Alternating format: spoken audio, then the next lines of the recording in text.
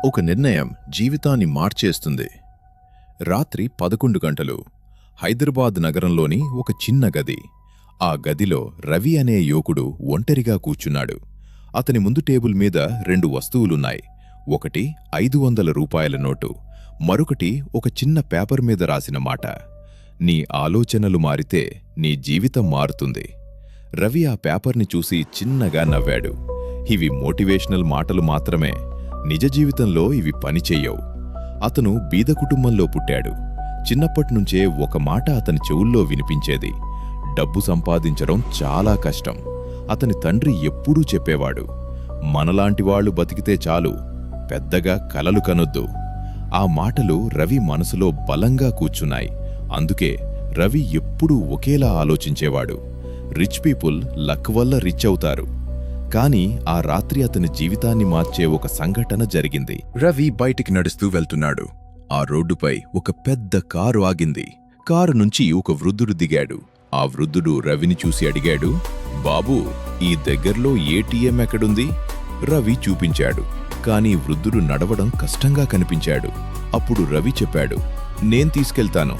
ఆ ఇద్దరూ కలిసి ఏటీఎం దగ్గరకు వెళ్లారు. వృద్ధుడు డబ్బు తీసుకున్న తర్వాత రవికి 500 రూపాయలిచ్చాడు. థ్యాంక్స్. రవి ఆశ్చర్యపోయాడు. అంత అవసరం లేదు.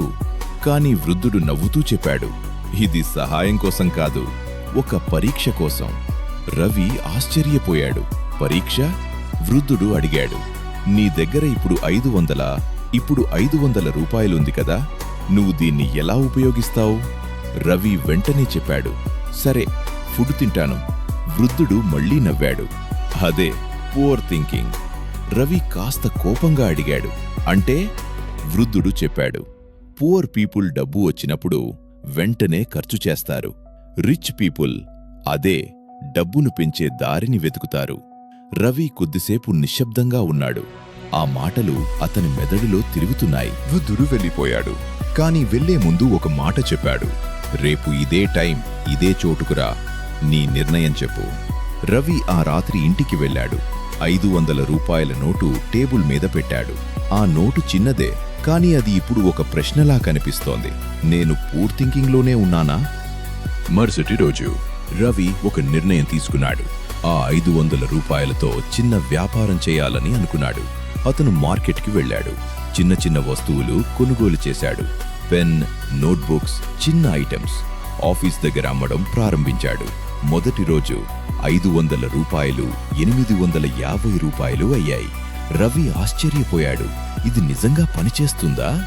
అతని మనసులో మొదటిసారి ఒక కొత్త ఆలోచన వచ్చింది. డబ్బు సంపాదించడం అంత కష్టం కాదు, మన ఆలోచనలు కష్టంగా ఉంటాయి. ఆ రాత్రి మళ్లీ ఆ వృద్ధుడు వచ్చాడు. రవి మొత్తం చెప్పాడు. వృద్ధుడు నవ్వాడు.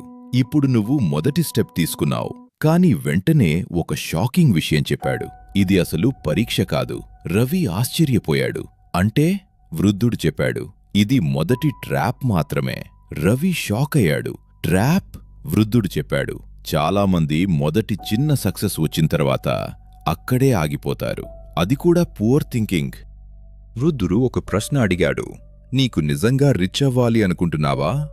రవి వెంటనే చెప్పాడు, అవును. వృద్ధుడు ఒక ఎన్వెలోప్ ఇచ్చాడు. ఇందులో నీ నెక్స్ట్ టెస్ట్ ఉంది. కానీ జాగ్రత్త, ఈ పరీక్షలో చాలామంది ఫెయిల్ అవుతారు. రవి ఎన్వెలోప్ తెరిచాడు.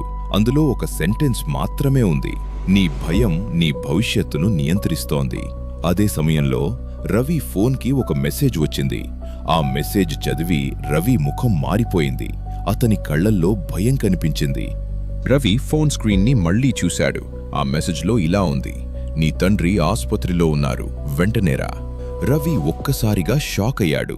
అతని చేతిలో ఉన్న ఎన్వెలోప్ నేల మీద పడిపోయింది. వృద్ధుడు మాత్రం శాంతంగా అతన్ని చూస్తున్నాడు. ఏమైంది అని అడిగాడు.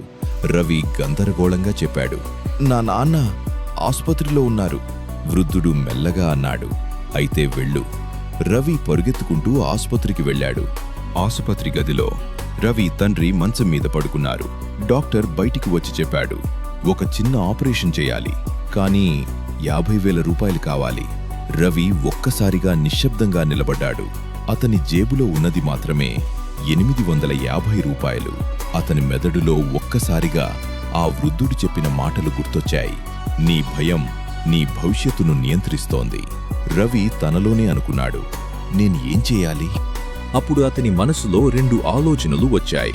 మొదటి ఆలోచన, ఇది అసాధ్యం, నేను బీదను. ఇది పూర్ థింకింగ్.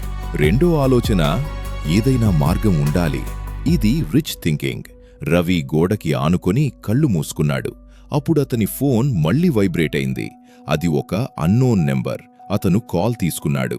అవతల నుంచి ఒక శబ్దం వచ్చింది. రవి? అది ఆ వృద్ధుడి శబ్దం. రవి ఆశ్చర్యపోయాడు.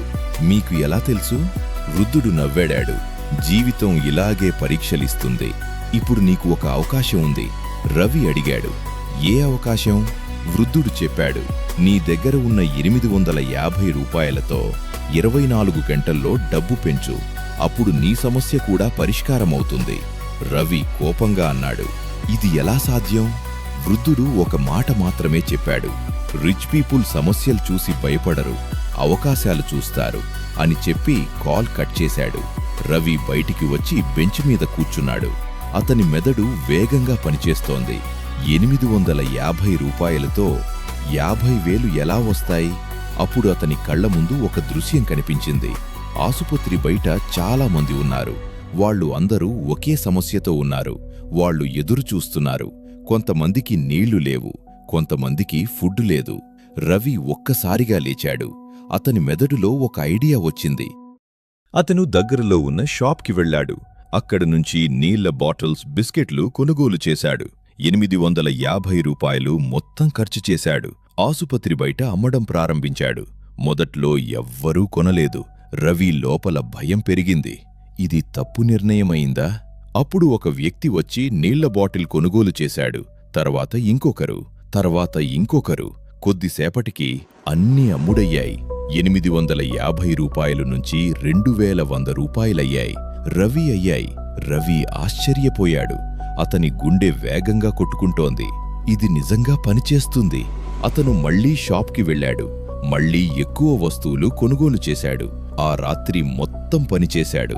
ఉదయం అయ్యేసరికి అతని దగ్గర 9200 రూపాయలున్నాయి. రవి ఆనందంతో నవ్వాడు.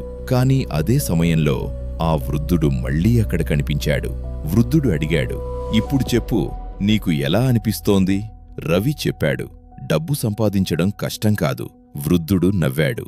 అది మాత్రమే కాదు, ఇది నీ మొదటి మెట్టు మాత్రమే అని చెప్పి వృద్ధుడు ఒక షాకింగ్ విషయం చెప్పాడు. నువ్వు నన్ను ఎందుకు కలిశావో తెలుసా? రవి అడిగాడు. ఎందుకు? వృద్ధుడు మెల్లగా అన్నాడు. ఎందుకంటే నేను ఒకప్పుడు నీలాగే బీదవాడిని. రవి ఆశ్చర్యపోయాడు. కాని వృద్ధుడు ఇంకా పెద్ద రహస్యం చెప్పాడు. ఇప్పుడు నేను 500 కోట్ల కంపెనీ యజమాని. రవి కళ్ళు పెద్దవయ్యాయి. ఏమిటి? వృద్ధుడు చెప్పాడు. నీకు నిజంగా రిచ్ అవ్వాలి అనిపిస్తే నా దగ్గర ఒక చివరి పరీక్ష ఉంది. కానీ ఆ పరీక్షలో 99% మంది ఫెయిల్ అవుతారు. రవి గుండె వేగంగా కొట్టుకుంటోంది. అతను అడిగాడు, ఆ పరీక్ష ఏమిటి? వృద్ధుడు అతని కళ్లల్లోకి చూసి చెప్పాడు, నీ మనసు మార్చగలవా అని చెప్పి వృద్ధుడు నడుచుకుంటూ వెళ్ళిపోయాడు. రవి అక్కడే నిలబడ్డాడు. అతని చేతిలో ఇంకా 9200 రూపాయలు ఉన్నాయి. కాని అతని మనసులో ఒక పెద్ద ప్రశ్న ఉంది. నేను నిజంగా రిచ్ అవ్వగలనా? రవి చేతిలో ఉన్న 9200 రూపాయల్ని చూస్తున్నాడు.